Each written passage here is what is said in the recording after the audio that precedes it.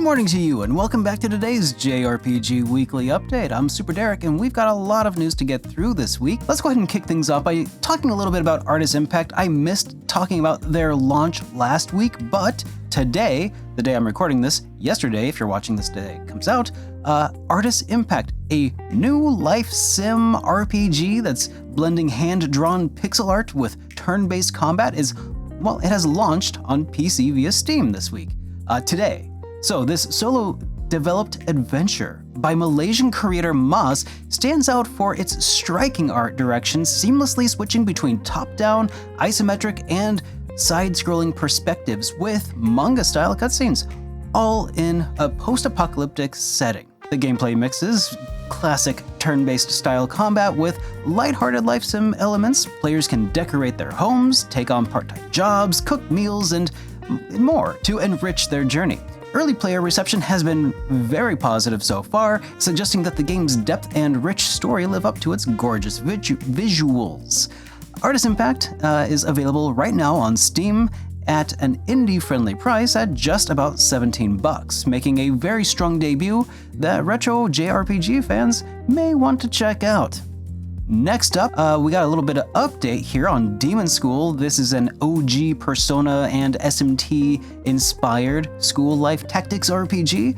That's a mouthful. Has finally got a release date. Publisher Eastbird, I hope I said that right, and developer Necrosoft have announced that Demonschool will launch on September 3rd, 2025 for PS5, PS4, the Xbox Series consoles, Nintendo Switch, and PC. Now this game mixes a light horror narrative with strategic timeline-based combat. During the planning phase of combat, you can freely rewind and set up combo attacks and then watch them execute in action phases.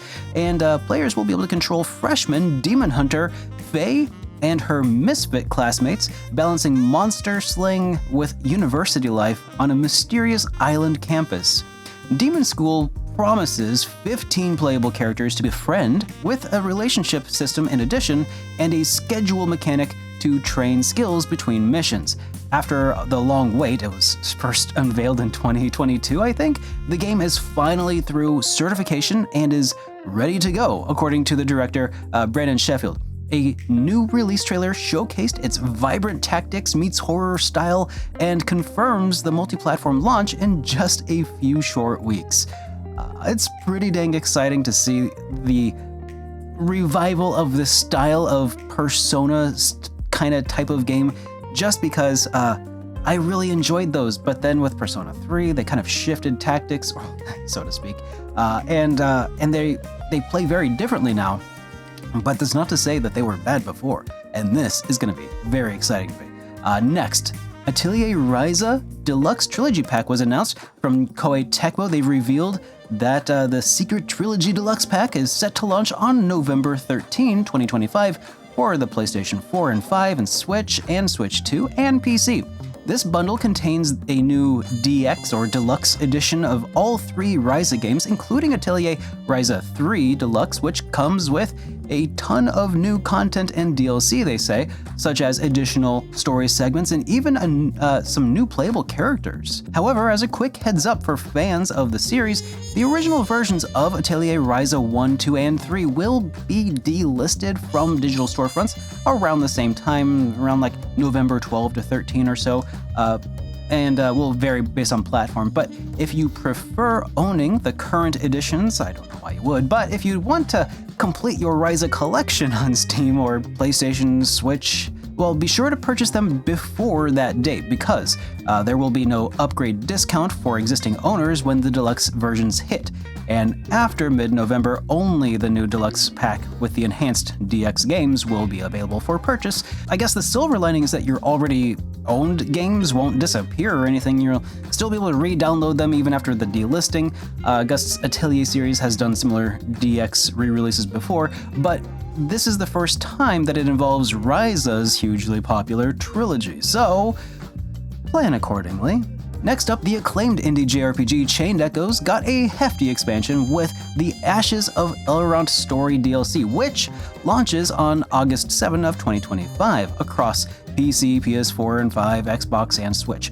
This is no minor add-on though. Ashes of Elrant offers an estimated 10 to 15 hours of new content, essentially like a whole new chapter in the game's world that delves deeper into the lore of the likes of the Order of Leonor, I think is how that's pronounced. It introduces a brand new playable character, a mysterious figure known as the White Wolf, along with new areas to explore, 40 plus additional monsters, bosses to battle, and 15 brand new music tracks to set the mood.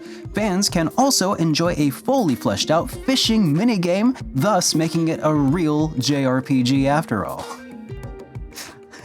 The only metric that matters. Now, around various other corners of the internet, I have been seeing some pushback on the idea of paying for this DLC when the physical Chained Echoes games that people have already pre-ordered have yet to arrive. And I kind of get that, but I do think that's kind of an unfair position to take. I see the developer as yet another of the victims here in the First Press Games situation. I mean, just imagine yourself in his shoes. You put your blood, sweat, and tears into crafting this surprisingly breakout hit of an RPG only for your name and reputation to get caught up in the problems that have really nothing to do with the game itself, but rather with the company chosen to handle the physical edition. First Press Games may have seemed like a really solid pick at the time, several years ago, but based on their own public updates, they've faced ongoing production challenges. In blog posts, the company has cited repeated printer-related issues, material inconsistencies, and other manufacturing delays as a reason for this missing projected shipment window, or, windows. And in hindsight, it's clear that these unexpected swings in market and supply chain conditions hit them pretty hard, and at this point, I'm just practically begging them to give me just the cartridge and then send me the box and other stuff later on, right? But the key here is that I'm trying to make here, the point is that this whole situation isn't really the developer's fault. It's not his fault. He made the game. The people he chose, though, have not been able to fulfill their promises. And in order to make the best of it, buyers of the physical versions of the game have been given digital codes for the base game in the meantime, which is realistically the most that Matthias could really do to make things right under the circumstances. Whether he made a DLC or not isn't going to put the physical copies of these games in your hands any sooner or later, but releasing DLC might help keep food on his table while we wait, and that's coming from a guy who did buy and pay for the special edition of Chained Echoes. While maybe not all of us can afford to grab the DLC right now, perhaps we can afford to give this developer a bit more grace. Just a little, I don't know, man. And speaking of giving developers some grace, I can't think of a better segue than this to Suikoden Starleap. As I mentioned last week, Konami has held their Suikoden livestream this week, loaded with updates for fans of the classic series. The biggest reveal, though, was a deeper look at Suikoden Starleap, an upcoming free-to-play RPG for mobile on iOS and Android, and PC. Silver lining there, I guess. Starleap is an entirely new entry in the Suikoden world, and in fact, some are referring to it as sort of a de facto Suikoden 6 in terms of story content, featuring 108 brand new Stars of Destiny and original storylines set between the events of Suikoden 5 and Suikoden 1. The latest trailer showcased the battle system. Starleap will have both a traditional turn-based combat system with a timeline, turn order, and combo technique system, and a large-scale war mode with real-time simultaneous unit actions for army battles. Up to 6 characters can join you in your party formation, front and back rows as per usual, and notably familiar heroes from past Suikoden titles will appear as playable characters alongside the new cast. One of my questions last week happened to be about gacha games that we'd love to see as full RPGs, and well, Starleap has to be, at this point, my number one pick, and other fans are already wishing that this fully canon Suikoden installment wasn't tied to a free-to-play model. No exact release dates have been given as of yet for Starleap, but the project is generating cautious optimism in certain circles in tandem with frustration, as it boasts veteran talent, including developer Mithril, has experience from Romancing Saga, Reuniverse, and others, and beautiful pixel art true to the series' roots. and we'll be watching this one closely, and as always, try and hype responsibly here. Next up, Falcom have released a new trailer for The Legend of Heroes Trails in the Sky, the first chapter, giving us our best look yet at the upcoming full remake of the original Trails in the Sky JRPG. The footage has fans absolutely abuzz, and the classic story of Estelle and Joshua is being reborn with dramatically updated visuals and a modern presentation, and it looks amazing, according to early reactions, including my own. Notably, the remake will feature an English dub, as confirmed by Falcom, for the worldwide release, and is targeting a September 19 launch on PS5, the Nintendo Switch, and PC via Steam. It has been over 20 years since the first Trails in the Sky captivated players with its rich storytelling, so seeing it get this level of a remake treatment just is a dream come true for many series veterans, and that's exactly why I couldn't help but just highlight it yet again. This trailer is gorgeous, and I just needed a reason to talk about it, even though there wasn't really a whole lot of news revealed here. That said, it is wise to keep expectations in check. As gorgeous as this trailer is, it is always, of course, best to hype responsibly. After a decade in development, the stylish action RPG Lost Souls Aside has officially gone gold, which in development terms means it's complete. The master version 1.0 is finished and ready to be printed onto discs and distributed.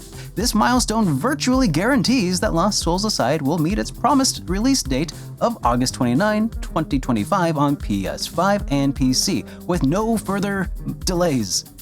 Probably.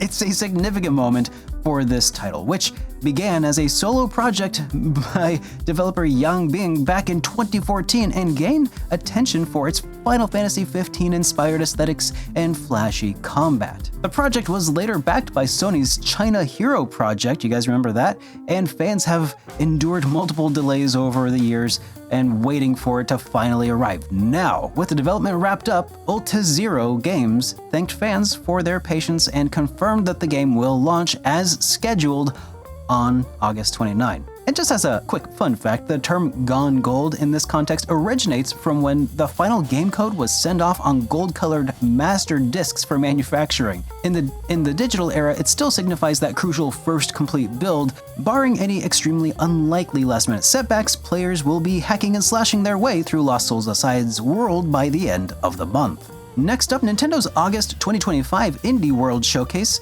shone a spotlight on several upcoming indies that look pretty good, including the much-anticipated Mina the Hollower. This retro-styled action-adventure from Yacht Club Games, the creators of Shovel Knight, have now got a release date of October 31st, 2025. Mina the Hollower channels some Game Boy Color era vibes with its top-down perspective and gothic atmosphere. It reminds me an awful lot of Link's Awakening on the Game Boy Color. In this game, you play as Mina, the renowned Hollower, on a mission to rescue a cursed island, burrowing underground and whipping through monsters with fluid 8-bit style animation. The new trailer not only revealed the Halloween launch on Nintendo Switch and Switch 2, but also confirmed that a free demo is available for those eager to give it a try. A nice treat for the Kickstarter backers and convention attendees who have been following its development. With this 60 FPS or 120 FPS high-performance options on newer hardware and pitch-perfect retro aesthetics, Mina is positioning itself as a must-play love letter to handheld Zelda-like games this fall.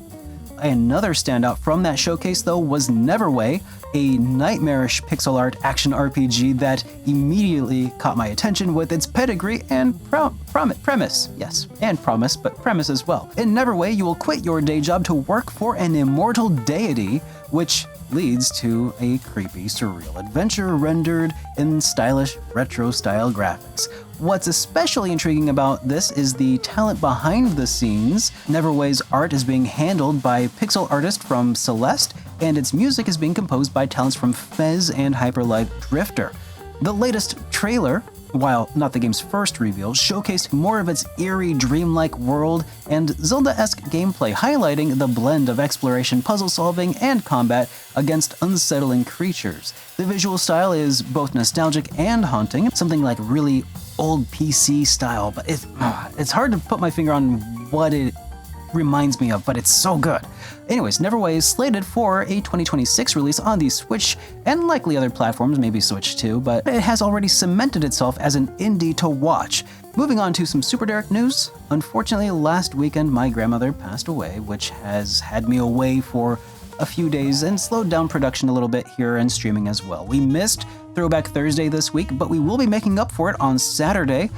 So if you want to watch some more Dragon Quest VI, be sure to get followed there over on Twitch. Links in the video description.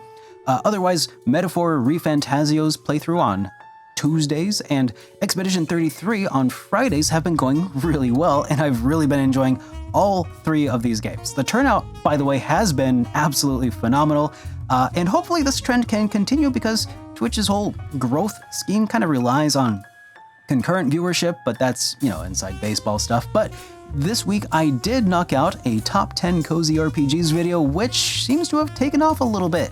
So be sure to check it out if you haven't already. It is a bit of a longer video, but it is also fast-paced and covers a lot of ground. And I had a lot of fun writing it, and I think that I think that really came through in the final product. All in all, though, this week has seen some steady progress as I continue to work towards taking this channel full-time. And if you haven't subscribed yet, you would be doing me a huge favor, sending signals to the YouTube to let them know that other people like you might also be interested in checking out my channel. So thank you for those of you who have subscribed, and how dare you for those of you who haven't. But for real, it's appreciated. Now, let's move on to the JRPG weekly forecast for August 9th through the 18th of 2025. Looking ahead, we have one game called Off. It's coming out on August 15th. It's a cult classic surreal RPG. It's making its official debut on Nintendo Switch and PC. This is a remastered re-release of the 2008 indie RPG by Mortis Ghost that gained a cult following or a fan following for its bizarre story and turn-based combat. The new version of the game will feature updated combat system, areas, and bosses, and official English translation for the very first time. Off puts you into the role of the Batter in a strange world to purify specters. Expect a mix of creepy and funny and utterly weird encounters. Longtime fans of Off's freeware PC version are excited to see it reach a wider audience, and if you enjoy offbeat atmospheric RPGs, I think I might know a few, then check this one out when it drops on the 15th of this month. But that about does it for today. I hope you've enjoyed today's show. If you are new here, again, subscribe or you'll hurt my feelings. This is the only way I get any validation of my self-worth in life. Sorry, am I still recording? Anyways, I'll see you guys in the next one. Have a great day, everyone.